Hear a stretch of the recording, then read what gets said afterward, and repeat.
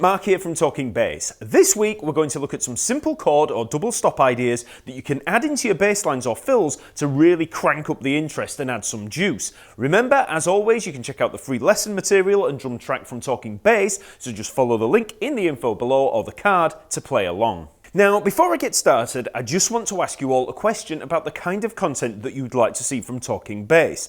The audience is so broad, and as you know, I do like to cover a lot of different topics and styles, but it's always good to know what really hits the spot for you. Do you like the music theory lessons, the bassline breakdowns, technique interviews, gear reviews? Is there some content that you'd like to see me cover that I've completely neglected? Let me know in the comments below, and I'll use the feedback to help make the channel as good as it can be. Okay, so today we're going to look at a simple riff using the double stops that I just mentioned. A double stop is basically just a two-note chord, so that's two notes played together on the bass. That could be fifths like this, or maybe thirds, or maybe tenths like this. We're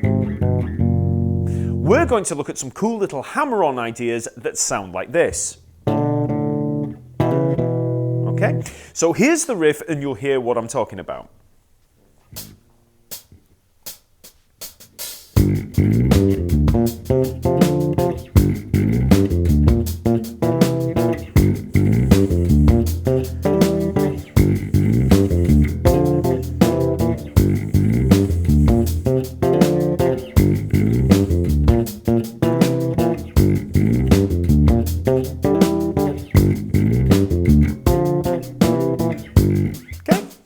So basically what we're looking at with these double stops is a fourth interval, which we play like this, and then I'm hammering on with the bottom note to the next note up in the scale, which gives us a third interval of some kind, and then I'm just going back to that original fourth. So we've got the fourth, up to the third, and back.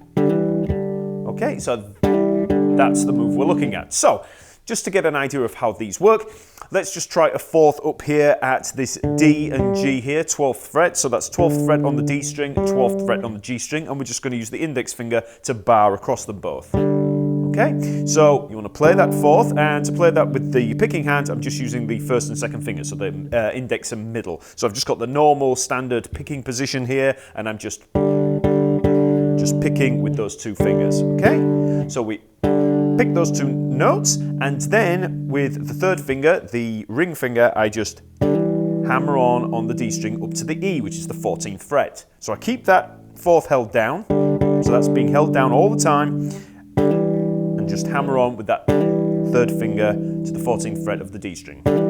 And then I just play the fourth again. Now, when you play this, we're actually playing the first two notes, that first fourth, pretty much as a grace note. So really we're focusing on the hammer-on, so the third. So we only play it for a fraction of a second, the fourth. We're just playing it and just using it for the hammer-on, but then coming back to it after. So we don't really hold on that fourth at all. We're just there and play the hammer-on. Okay, and that's the move in a nutshell. Now, the next step is to look at how we can apply these double stops in the bigger scheme of things. So what we're going to do is work that idea through a simple scale, and we're going to use a G Dorian scale. Now, a Dorian scale is just a natural minor scale with a major sixth. And that, you know, if you're not used to a Dorian scale or any of these kind of scales, that might sound a little alien to you. But in fact, the Dorian scale is really, really common, and it's used in lots of different applications. So don't worry too much about that, but just think we're going to be working through a Dorian scale. So, G Dorian, if we play it up here at the 10th fret of the A string, we've got the G, and then in terms of the notes, we've got G, A, B flat, C, D, E, F, G.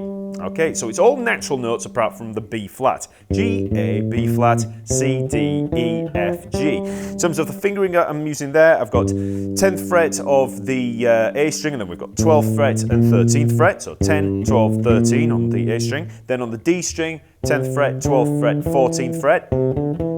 And then on the G string, we've got the 10th fret and the 12th fret, okay? So, root note, major second, minor third, perfect fourth, perfect fifth, major sixth, minor seventh, and the octave. And that's the G Dorian scale. Now, there are many different ways to play any single scale. So we could play that G Dorian scale starting on the first finger, just as we did. But we could also start on the second finger, or the fourth finger, up one string, maybe 2 octaves. Okay, so it's just a set of notes, regardless of what kind of box shape you initially like to fall into. You want to learn every scale or arpeggio that you encounter all over the neck so that you don't feel confined in any one area. And if you need help with any of this, just check out the Scale Essentials and Chord Tone Essentials courses over at Talkingbass. They're a complete deep dive into every scale or arpeggio that you're ever likely to need, how to play them all over the neck, and most importantly, how to apply them in your music. For this lesson, to play these double stops, we're going to stick to the D and G strings. So we'll play the G Dorian on a single string, which looks like this.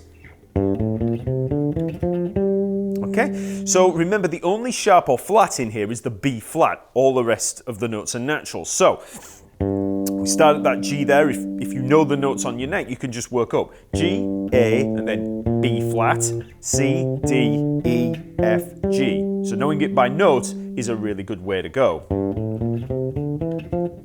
Okay, and if we were to play that on the G string,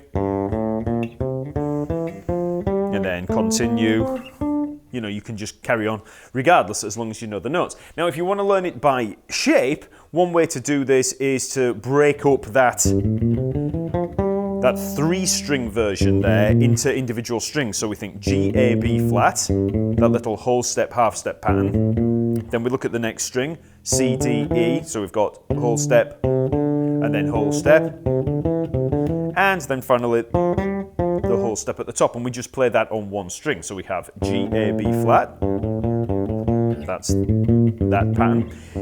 Then we move up to the C, then we've got that next string pattern, and then we look at the F, G there, and play that there. So we've just taken those 3 patterns and we've just placed them on the D string there, and you can do the same thing on the G string. So that's just a simple kind of shape-based way of playing them on a single string. So now let's try playing 4th intervals through the scale. So what we're going to do here is play a note, let's say a G, then we work up 4 notes in the scale. So 1, 2, 3, 4. Okay, so G to C is our first 4th interval. Okay?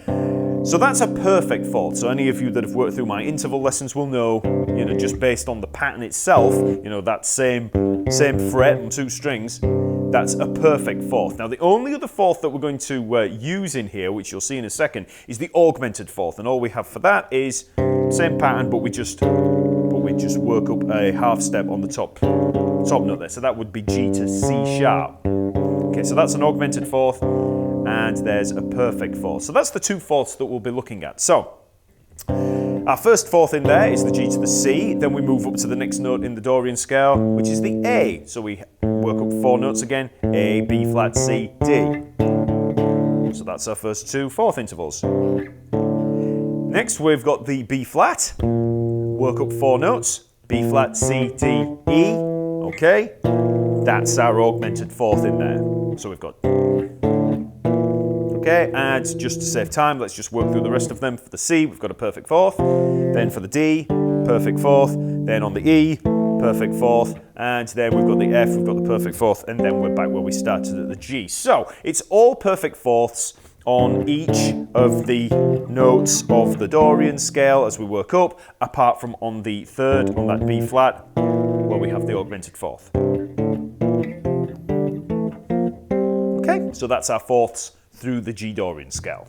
Next, let's add the hammer-on to each of those 4ths. So remember, we're going to play the 4th interval. So let's start at the G, the root note there. We've got that 4th, and we just hammer on to the next note in the scale on the D string. So the next note being A. So, okay, so that's all we have. So we start with the 4th that we've already played, hammer on with the 3rd finger there to the A and back. Okay, then we move up to the next 4th, which is the A and the D there. And the next note on the D string is going to be the B flat. So we're just hammering on up a half step there. So that's our first 2 first two hammer-ons. The next fourth is going to be the augmented fourth on that B flat up to the E. So we've got that, and we hammer on there to the C. Okay, so then we just continue through, so to the C, hammering onto the D, then up to the D, hammering on up to the E, then up to the E, hammering onto the fourth. Again, we've got the little half step again. Then we move up to the F and the B flat, hammering onto the G, and then we're back where we started, up at the G. Okay, so.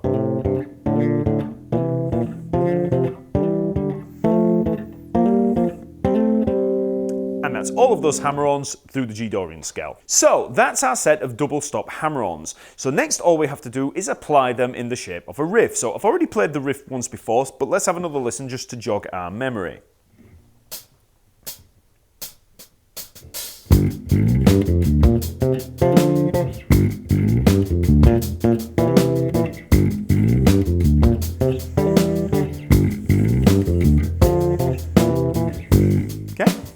So this riff is obviously using the G Dorian scale. It's working around the G minor 7 chord, and we begin on the G 3rd fret of the E string. So we play that twice, and on the second time we slide up the E string so that we can meet the G at the 10th fret of the A string. So even though we're sliding up the E string, we're actually working up towards the G on the A string. And I'm going to be playing that with my 3rd finger. So I play with the 1st finger down here for the G, I slide up with the 1st finger, and then when I get probably around the C there, the 8th fret, I just hit the G at the 10th fret of the A string with that 3rd finger, the ring finger. Okay, then we come down, G, F, and down to the D. So it's 10th fret, 8th fret on the A string, and then the 10th fret on the E string. So that's the first bit to get down because we play that in each of the in each bar. Once you've come down the G, F, D, we work up to the B flat and the C, 8th fret and 10th fret on the D string. And then we have this little hammer-on that we've already looked at. So this is the one starting with the C and the F, okay? So that 4th interval there, so the 10th fret of the D and G string, okay? So hammering on to the D at the 12th fret of the D string, okay? So you should already have that under your fingers. So.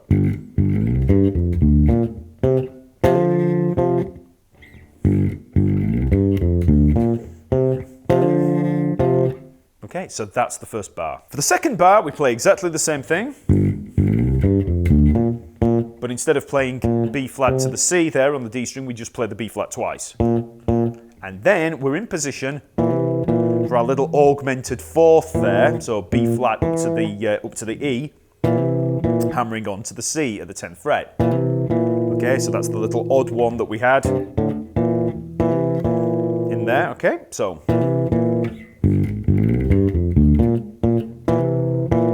For the 3rd bar, we repeat exactly what we had in the 1st bar. So we come up on the B flat and the C again on the D string, 8th fret, 10th fret. But then, for the double stop hammer-on, we're playing on the 12th fret for our 4th. So that's the D and the G, and hammering on at the E 14th fret. So.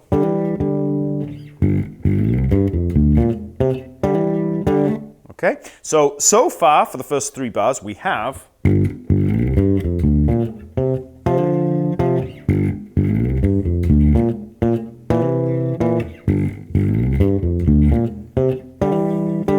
For the final bar, we have the same beginning to the line, but then instead of moving up to the D string for the B flat to the C, we just play the hammer-on double stops. So we have the C and F, hammering on up to the D, and then the augmented 4th there at the B flat to the E, hammering on to the C. Okay, so we just play each one in turn. So the line.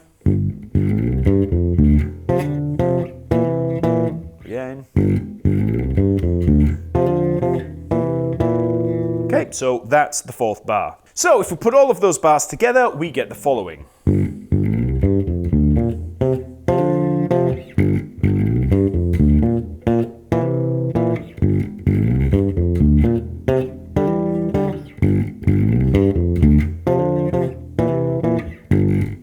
So start out slow with that riff and just pay special attention to the fingering in this hand. So we've got those, you know, using those two fingers there, and always be aware of where you are in that Dorian scale. You know, we're just taking those hammer-ons out of the G Dorian scale. So once you've got it up to speed, we can try it with the track.